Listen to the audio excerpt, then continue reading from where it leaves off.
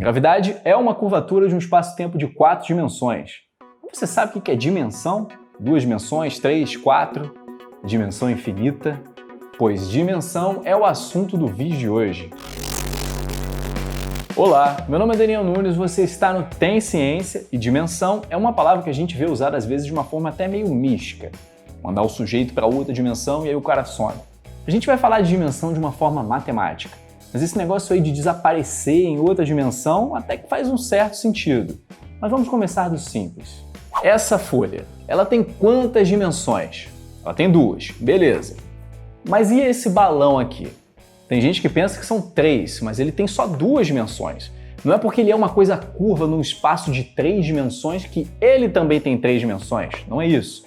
Ele é só um objeto curvo de 2 dimensões num ambiente tridimensional. Só que o ambiente é uma coisa e o objeto é outra.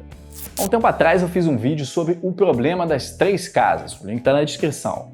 O problema é ligar 3 utilidades a cada uma das 3 casas sem cruzar as linhas. Esse problema é impossível no papel, dá para provar que ele é matematicamente impossível e eu mostro isso no vídeo. O papel é uma superfície bidimensional, mas tem outras superfícies bidimensionais onde esse problema tem solução. Por exemplo, na superfície dessa caneca, na sua casca bidimensional. E se você olhar os comentários desse vídeo das 3 casas, vai ver que tem muita gente falando que não tem solução em 2D, mas tem solução em 3D. Só que não é isso. A solução continua sendo em 2 dimensões. Na caneca a gente está desenhando sobre uma superfície bidimensional. E não é porque ela é uma superfície curva num espaço de 3 dimensões que a solução existe. Por exemplo, numa esfera não tem solução, apesar dela ser uma superfície 2D curva no nosso espaço tridimensional. Então naquele vídeo eu explico o que a superfície precisa ter para o problema dar certo, para existir uma solução. Dá uma olhada lá depois, mas lembra que tudo continua sendo em 2D. Isso é porque o conceito de dimensão é uma qualidade intrínseca do objeto e não do espaço onde a gente está enxergando ou representando esse objeto. Pensa num segmento de reta. Ele é uma linha, a única dimensão que ele possui é aquela que vai no sentido do seu comprimento. Ele não tem altura nem profundidade, é um objeto de uma dimensão. Representado no papel, ele continua com uma dimensão, apesar do papel ter 2 dimensões. Se a linha for maleável e a gente formar uma curva com ela no papel, essa curvatura não faz a linha ter 2 dimensões. A dimensão é uma propriedade intrínseca da linha. Mesmo curva sobre o papel, ela permanece unidimensional. E se eu tirar ela do papel e torcer livremente pelo espaço, a dimensão dela continua sendo 1, mesmo ela estando agora num ambiente de 3 dimensões. Então, a dimensão é uma característica intrínseca do objeto e não deve ser confundida com a dimensão do ambiente onde o objeto está mergulhado. Ok, mas o que é realmente dimensão? Vamos começar com as coisas mais fáceis. Um ponto é a coisa mais simples da geometria e a dimensão dele é 0. Uma reta é um objeto de dimensão 1. Se a gente marcar um ponto de referência nela, podemos traçar um vetor que vai apontar para o lado que a gente escolheu chamar de positivo. Qualquer ponto do lado positivo da reta pode ser atingido pela ponta desse vetor esticando ou encolhendo ele. É exatamente como se a gente estivesse multiplicando o tamanho desse vetor. Se multiplicar por um número maior do que 1, o vetor aumenta. Se multiplicar por um número menor do que 1, o vetor diminui. Para chegar nos pontos do lado negativo da reta, a gente precisa inverter o sentido da seta e depois esticar ou encolher conforme a necessidade. É como se agora a gente estivesse multiplicando o vetor por um número negativo, que inverte o sentido do vetor. Ou seja, é possível chegar em todos os pontos da reta simplesmente multiplicando um único vetor por um número positivo ou negativo.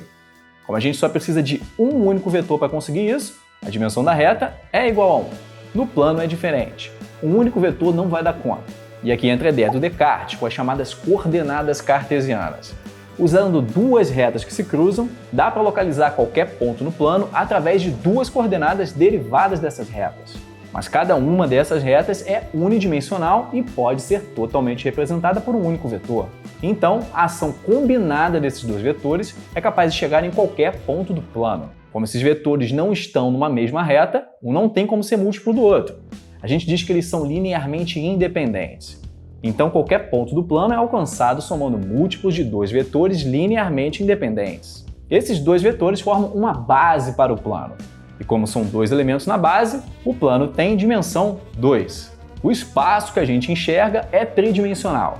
Ele tem uma coordenada a mais, que pode ser uma perpendicular às coordenadas planas que vimos antes. Isso coloca mais um vetor na jogada e esse vetor não pode ser gerado a partir dos outros dois porque ele não está no plano que aqueles dois geram. Então os três vetores coordenados também são linearmente independentes e qualquer ponto do espaço pode ser localizado usando as três coordenadas desses vetores. Portanto, eles formam uma base para o espaço e como são três vetores, o espaço tem três dimensões. A dimensão então é o número de vetores linearmente independentes necessários para se gerar o espaço que estamos analisando. É o número de vetores da base. Esses espaços de retas, planos e espaços 3D obtidos com coordenadas cartesianas são conhecidos como espaços euclidianos, onde as noções usuais de comprimento se aplicam. Um plano é um espaço euclidiano de dimensão 2, uma reta é um espaço de dimensão 1. Espaços euclidianos são o tipo mais simples de espaços, é onde o conceito de dimensão fica mais claro. Isso até a gente olhar para dimensões maiores. Porque aí a gente não tem mais a intuição geométrica para entender esses espaços. A gente simplesmente não é capaz de imaginar dimensões maiores que 3 visualmente. E nem precisa ir tão longe. A dimensão 4 já é um tremendo desafio. Quer ver só? Uma coisa que não tem em dimensão 4 são nós. Seres de 4 dimensões não podem usar sapatos como cadarços. Qualquer nó poderia ser desfeito simplesmente erguendo o cadarço pela 4ª dimensão. Da mesma forma que 2 linhas estão cruzadas no papel, mas você pode descruzar elas levantando uma através da 3ª dimensão. Outra coisa é que seres de 4 dimensões não podem usar balões de festa no seu aniversário. Isso porque esse balão aqui só é fechado no espaço de 3 dimensões.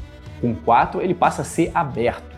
O ar escaparia dele através da 4ª dimensão. Isso é a mesma coisa que um círculo num papel. Ele é fechado, separa o plano em uma região interior e outra exterior. Mas se a gente levar o círculo pelo nosso espaço tridimensional, ele já não separa mais o espaço entre uma região de dentro e outra de fora. Até aqui a gente falou de dimensão dos espaços euclidianos. Mas e quando o espaço é curvo? Por que uma esfera tem dimensão 2, mesmo sendo uma coisa curva num espaço 3D? Na matemática, esses objetos curvos são chamados de variedades. Se você olhar para um pedaço bem pequeno de uma variedade, ele se parece muito com o espaço euclidiano. A dimensão da variedade nesse ponto é a dimensão desse espaço euclidiano local. Por exemplo, pensa na sua esfera favorita. A minha é a superfície da Terra. Se a gente pegar um pedaço bem pequeno do planeta, como por exemplo aquilo que os nossos olhos alcançam quando olhamos para o mar, a superfície da Terra vai parecer plana. Um plano é o espaço euclidiano de dimensão 2. Por isso, a superfície da Terra e qualquer esfera é também um espaço de dimensão 2, porque localmente se parece com um plano. Quando a relatividade geral diz que a matéria curva o espaço-tempo, estamos dizendo que esse espaço-tempo é um objeto curvo de 4 dimensões. E se você olhar uma porçãozinha bem pequenininha dele, vai se parecer cada vez mais com um espaço euclidiano de 4 dimensões, que já é uma coisa bem complicada de imaginar. Colocando o pé um pouco mais no chão, mas não muito, tem uma superfície curiosa chamada de garrafa de Klein. Ela é um objeto de 2 dimensões como a esfera, só que ela não pode ser visualizada corretamente no nosso ambiente tridimensional. A garrafa de Klein é uma superfície 2D que só pode ser representada direito no espaço de 4 dimensões. Lá ela não tem autointerseções, diferentemente dessas representações imperfeitas que a gente produz para enxergá-la na nossa perspectiva de seres tridimensionais. É como um cubo desenhado no papel. No plano, ele tem interseções que, na verdade, não existem realmente. São apenas defeitos da sua representação imperfeita no ambiente de 2 dimensões ao invés de 3. E de quantas dimensões do espaço-ambiente a gente precisa para visualizar corretamente um objeto matemático de dimensão n? Whitney provou que, de um modo geral, com o espaço-ambiente com no máximo o dobro da dimensão do objeto, a gente consegue uma representação correta. A garrafa de Klein chega nesse limite. Ela tem 2 dimensões e precisa de 4 dimensões para ser representada corretamente. Diferentemente de um toro, que também tem 2 dimensões, mas já pode ser corretamente representado num ambiente tridimensional. A brincadeira com as dimensões pode ir além. A gente pode pensar em espaços de dimensão cada vez mais alta, inclusive espaços de dimensão infinita. E com dimensão infinita, é aí que a nossa intuição quebra completamente. São espaços extremamente bizarros. Cada espaço euclidiano tem a sua própria noção de bola. É o conjunto dos pontos que estão a uma distância até o centro menor ou igual ao raio. Em 3 dimensões, a bola é um objeto maciço, como uma bola de boliche. A Terra, na verdade, não é uma esfera. Esfera é só a superfície. O planeta como um todo é matematicamente uma bola. Em 2 dimensões, a bola é um disco.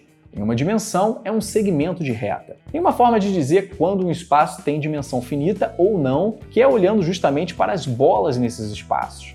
É um resultado conhecido como Teorema de Banach-Alaoglu e que diz o seguinte: o espaço tem dimensão finita se e somente se a bola desse espaço for compacta. Isso significa que em dimensão finita, se você pegar uma bola e começar a escolher pontos dentro dela, conforme você escolhe mais e mais pontos, é inevitável que eles comecem a se acumular em algum lugar. Não dá para evitar isso, é uma característica da dimensão finita. Só que em dimensão infinita, dá para escolher pontos na bola de dimensão infinita sem que eles jamais se acumulem. Intuitivamente, é só você ir pegando pontos em dimensões diferentes. Como são infinitas dimensões, eles vão ficar todos muito bem separados e não irão se acumular nunca. Mas mesmo em dimensão finita, tem uma última coisa muito curiosa sobre bolas que eu gostaria de dividir com vocês.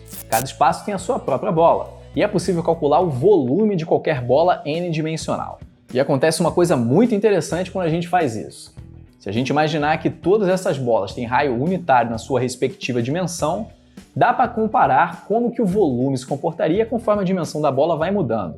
Uma bola de raio unitário e dimensão 1 tem volume 2, é simplesmente o seu diâmetro. Em dimensão 2, esse volume é a área, que vale π. Em dimensão 3, o volume é 4/3 de π. Repara que o volume vai crescendo com a dimensão. Só que não é sempre desse jeito. O máximo possível acontece em dimensão 5, 8π² sobre 15. E daí para frente, o volume só diminui. Em dimensões muito altas, o volume vai se aproximando de zero. Isso fica mais legal se a gente lembrar da Planolândia, o mundo bidimensional criado pelo escritor Edwin Abbott no final do século XIX e muito lembrado pelo Carl Sagan. A Planolândia ia muito bem até o dia em que uma esfera resolve visitar esse mundo. Ela tenta explicar para o quadrado o que é a terceira dimensão, mas o quadrado não entende nada. Tudo que ele vê da esfera é a sua projeção bidimensional na forma de um círculo. A esfera então começa a fazer alguns truques para convencer o quadrado, como atravessar a Planolândia, o que faz com que a esfera se projete como um círculo que aumenta e depois diminui. Ela também consegue ver o interior de casa na Planolândia, mesmo estando do lado de fora, pelo menos na perspectiva da Planolândia. A ideia é que criaturas de dimensões maiores vão ter uma compreensão que criaturas de dimensões menores não possuem, e também elas teriam capacidades que seriam consideradas mágicas pelas criaturas de dimensão menor. Só que como o volume da bola tende a zero conforme a dimensão aumenta, isso faz com que o volume desses seres, desses visitantes de dimensões mais altas, seja também cada vez menor segundo a sua própria perspectiva de volume. Então, um ser de dimensão altíssima que resolvesse visitar o nosso humilde mundo tridimensional poderia se projetar para nós com um tamanho muito similar ao nosso, teria um monte de poderes que pareceriam mágicos para a gente, mas no próprio mundo dele, o volume multidimensional desse ser seria praticamente zero. Para a gente ele é incrível, mas em sua própria realidade ele é insignificante. Muito obrigado aos membros do canal e não se esqueça de deixar o like, se inscrever e até o próximo vídeo.